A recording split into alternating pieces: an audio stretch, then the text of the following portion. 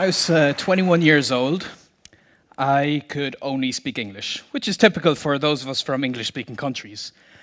And I had many reasons why this was going to be the case for me for the rest of my life. And I was very confident of this because I had no natural talent, I had a very bad memory, I couldn't travel to the country yet, I was too old, I felt too old, and I was sure that I was going to frustrate the native speakers and embarrass myself. And on top of this, in school, I did really poorly with languages. So I did actually get the opportunity to get into languages after I graduated university with a degree in electronic engineering, still only able to speak English. I moved to Spain, and I figured this is it. This is going to solve my problems, living in the country. No. 6 months later of living in Spain, couldn't speak any Spanish. Now, a sensible person would have given up at this stage and gotten the point. I'm not very sensible, though. So I figured if I change my approach and change my attitude, maybe I can change my language skills. And what happened to inspire me to get into language learning was I met a polyglot. A polyglot is someone who can speak many languages. And the first time you meet someone like that, you can't help but feel really impressed. Like, for instance, there's Richard from the UK, and there's one video online where he speaks 16 languages. Let me just show you a little clip here. You can see him. Je parle français et anglais avec ma fille. Speak French, Macedonian, Czech, and Catalan, which is pretty impressive. And we also have Luca from Italy. And here you can hear him speak in German and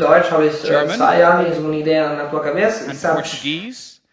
We also have Susanna, who goes through here her Italian and her Russian. And a very impressive video I saw once, this 16-year-old from America called Tim goes through 20 languages in one video. And in this part here, you can see him go through Wolof,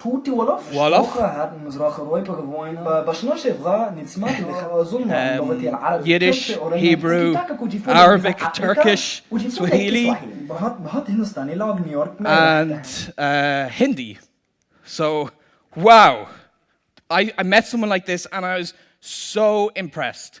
I thought to myself, you know, I want to be like that. But the reason I wanted to be like that is because I wanted people to think I'm smart, to be impressed with me. And I met this polyglot at the start of my time in Spain, and with this very superficial motivation, just because it would be cool to learn a language, I failed. So what I discovered after those 6 months is one of the biggest problems we have in language learning, but we don't know it, and that's motivation. A lot of us start with the wrong motivation to learn a language. We're learning the language just to pass an exam, to improve our career prospects, or in my case, for superficial reasons, to impress people. And what I found is those polyglots I've just shown you in the video, the reason they're learning the language is because they're passionate about that language. They're passionate about the literature and the movies and being able to read in a language and, of course, to use it with people. And when I changed that priority of using the language with people, I was able to learn the languages myself. But there are a lot of things that people feel would not allow them to learn language. So I want to go through, I think there's 5, I asked a lot of people, there's 5 major reasons they'd never get into language learning. So let me go through some of these here. The first is that they've no language gene or talent. No language gene or talent. Well, what does that mean? I mean, sometimes this is actually just a self-fulfilling prophecy. In my case, when I hadn't learned language growing up, or the 6 months of failed learning Spanish, it was just me telling myself, I don't have the language gene, so there's no point in really doing any work in the language. Because I didn't put the work in, I didn't learn the language. It's just a vicious circle. It's all in your head. There's no language gene. We all have it already. But let's just imagine some people that would do better, because we've seen in school people advance faster than the rest of the crowd. So let's say there's some inborn trait that gives someone a 20% advantage over the rest of the people. Good for them. But that doesn't mean that you can't. It just means you have to work 20% harder. And I found that, at least in my case, when I work harder, I can catch up with the naturally talented and even overtake them. So not having talent is not a good excuse. The next reason is that you're too old to learn a second language. And I certainly felt this myself, because up to 21 I didn't learn a language. And a lot of us feel that children their brains are hardwired to learn languages better. But is it really neurology at play here, or could it be the environment in which the child is learning the language? Well, a study at the University of Haifa in Israel actually found that under the right conditions, adults are better language learners than children. It sounds incredible, but it's about your environment, it's about your motivation, it's about the enthusiasm and encouragement you get from other people. And when you think of it, adults tend to be studying dusty old grammar books and doing boring exercises, whereas children are playing in the language, they're having fun in it. So I found that when I changed this to live through the language, not making it about studying the language, but living the language, then I was much more successful. So you're not too old to learn language. I've met people in their 60s starting to learn language and being successful with that. The next excuse people would have is that they can't travel to the country right now. Now, maybe 20 years ago, this would have been a valid excuse, but nowadays, the world is smaller than you think. Thanks to the internet, we can connect with native speakers from across the planet, and you'll see that in a lot of cases, they might want to learn your language, and then money isn't even an issue, because you teach them a little and they teach you a little. But even forgetting the internet for a moment, a lot of us live in cities or towns that are more international than what we think. And when I was traveling in America, I made it to Columbus, Ohio, of all places, to meet this very interesting polyglot called Moses. And he does what he likes to call leveling up, where he'll go to some public place and just see if he can find some foreigners and practice the language with them. And I joined him when we went to a mall in Columbus, and the two of us managed to practice 12 languages. And just here in this clip, you can see he goes to his Cantonese and his Cambodian. And you can see the guy really appreciated them trying. So you can learn a language anywhere. And I wanted to push this to the limit. My most recent project, I went to the middle of Brazil, of all places, to learn Egyptian Arabic. And I succeeded because even though there were no Egyptians around me, I got on Skype and I talked for 1 or 2 hours a day, and I managed to go up towards conversational level. So no, not being able to travel to the country is not a good excuse. The next one people might give is they've got bad memory for learning all that vocabulary. And this was certainly what I felt, because when I first tried to learn Spanish, I'd get a big list of words, I'd try to go through them, and I forget them very quickly. But research on memory capacity has found that it's better when you revise these words with the right frequency.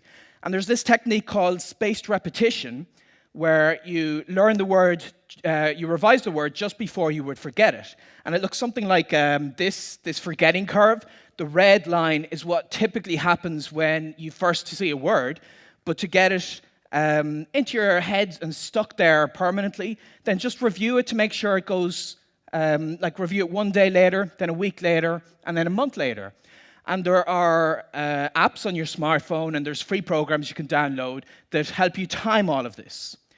So that's great, but you can learn the words faster and better if you combine this with an image association technique. So for instance, let's say I wanted to learn that the Spanish word for to fit is caber. Well, what if I imagine then that it's barely possible to fit a bear in a cab? Caber is to fit.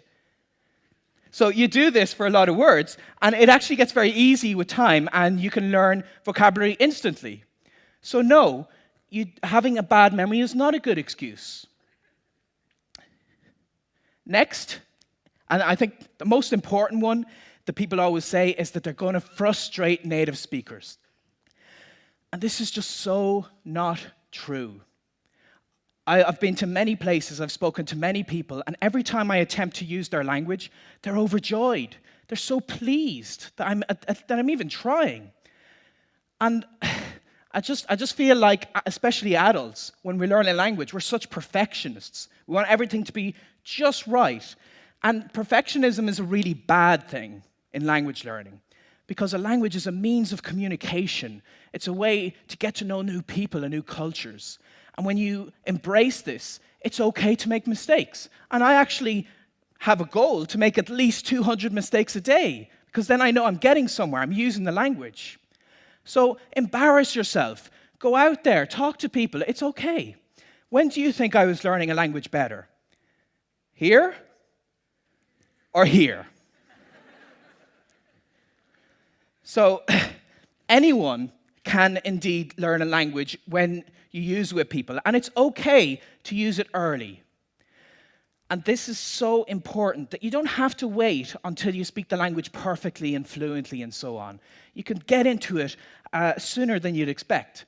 And it opens up so many doors to these other cultures. So for instance, after I'd learned that Arabic in Brazil, I made it to Egypt, and I made it all the way deep into the Sahara Desert. I sat down in the sand with an Egyptian, and I had some tea, and we had this nice little chat here.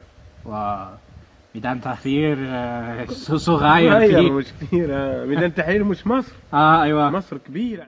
And there I'm just saying that Egypt is so much, it's so vast, it's so great, it's so much more than just Tahrir Square in Cairo.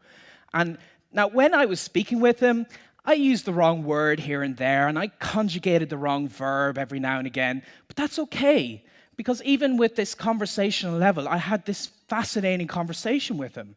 And I've done this with other cultures and other languages. I even managed to learn a little American Sign Language. And here you can see, Juliana had asked me, why didn't I learn Irish Sign Language? And I said, because when I'm in Ireland, I like to improve my Irish or my Gaeilge, which I can then speak here. Maar dúirt me tá mé taiste le Gemlín anús. So that was me on Irish radio saying about my travels and whatever. And I learned Irish for 10 years in school, and I wasn't able to say the most basic phrases after that. But as an adult, I went back to Ireland and I embraced using the language as a beginner. And that helped me to reach this stage. And it's okay to be a beginner, it's okay to be conversational. But when you take this on, you take it to the next level, then you can reach very well. I mean, I've got very good level in French, Spanish, a couple of languages. I've worked as a professional translator, and like here I'm having a quick Parfois, chat j'ai in French. passé 1 heure pour trouver une traduction. Ah oui, bien sûr. And that's great. That's what everybody thinks of when they're getting into language learning. They think, that's what I want to be. I want to be at this very high professional level, have deep philosophical conversations. And that's fantastic. And yeah, it's impressive when you see people like that. But rather than be impressive, I think it's so much better when you embrace the beginning stage of language learning. And one of the most amazing experiences I've had was when I was in China on the train, 2,000 kilometers deep into China, and I had a basic conversation of what's your name? And it turned out I was given my Chinese name there on the train. And look, this is how it went. 你叫什么名字？ What's your name? 我叫 Benny. I'm Benny. Benny. 我没有中文。 I don't have a Chinese name. And then Li Hui says, I'll tell you what, your name is Bunling. Bunling. Because this sounds like your normal name, and it means ability or skill. And you know, I could have that conversation even with a basic conversation level of Chinese. And I do have the ability, I do have the skill to learn language, but I always did. We all always do. And the reason I have this skill is not because I was born with it and others weren't. It's a decision I made. And the problem a lot of us face is we feel that we're better studying and preparing for speaking a language someday. Because if we do it too early, the world would end from all this frustration we cause people. There are 7 days in a week, and someday is not one of them. I say, rather than see if the world will end, a whole new world will begin if you try to learn a new language. So I hope you'll give it a try. Thank you.